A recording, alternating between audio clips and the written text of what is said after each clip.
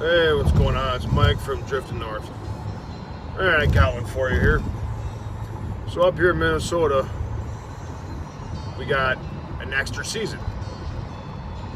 Typically you got your fall, winter, spring, and summer.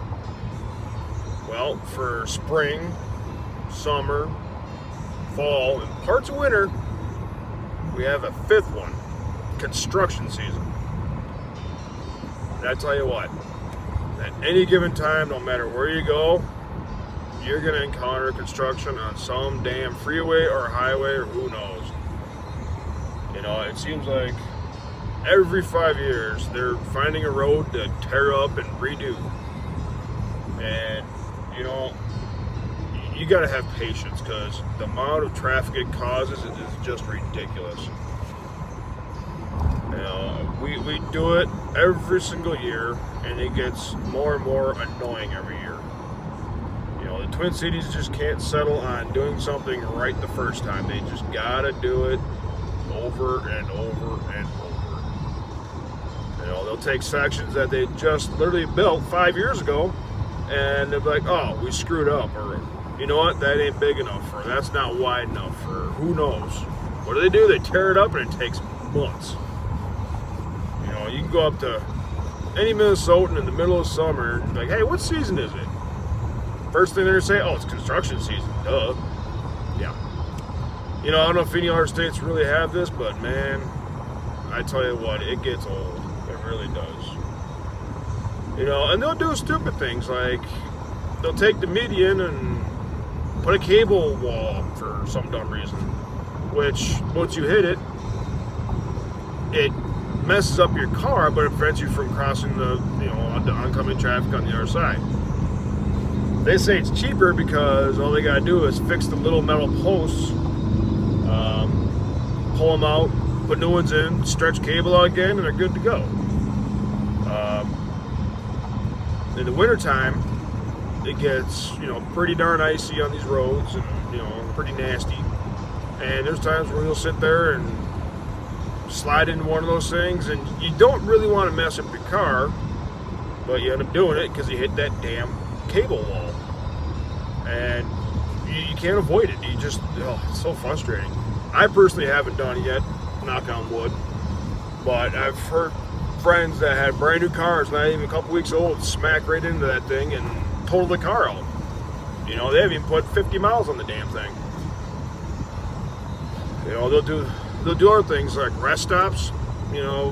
Those were huge back in the day. You take long road trips, and every 100 miles you'd have a rest stop where you could stop, take a stretch, take a piss, get some food, who knows, do a little sightseeing in some area, whatever. Well, we have one up north about halfway between St. Paul and Duluth that was kind of outdated. So Minnesota figured it'd be a smart idea to drop something like $7 million on this rest stop. And it's funny because they still aren't done. They started like 2 years ago. They're almost done. They're about 95% done. But on the way up north this summer, I stopped by there to take a look at it to see what our money was going towards. And it literally looks like just a room. I mean, not a room, a building with 2 bathrooms, like a meeting area with a bunch of windows. Their idea of a dog park was an area of probably about not even a quarter of an acre that has artificial turf and trees and rocks in there that's fenced in. A dog couldn't even run in there. All they do is go in there and take a dump, and that's about all they can do. It's still being small. And it doesn't even look all that good. The building, no, this is the kicker. The building, it's got some wood slats on there around the whole thing. Excuse me. They imported from like some rare African wood. I mean, it looks cool, but man, it's pointless. And after a reporter actually went and did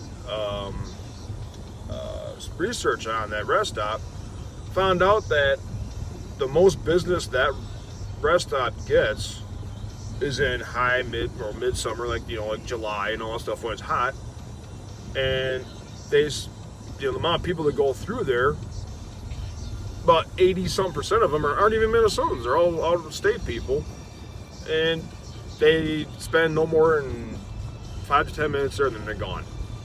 With that money being spent on that, I personally think it was a waste of damn money. I've probably stopped there twice in my, I don't know how many years of driving. I've been driving since I was 16, and hell, I'm 38 right now, so that tells you, how often that thing gets stopped at. I've talked to people that didn't even know it was there. But they wanted to waste money on it. They could have done something else with that money, but yeah. But that was a little rant. I just want to let you know that it's one rare thing Minnesotans get to encounter that, it gets old. It really does. But we learn to deal with it, and yeah. So there you go.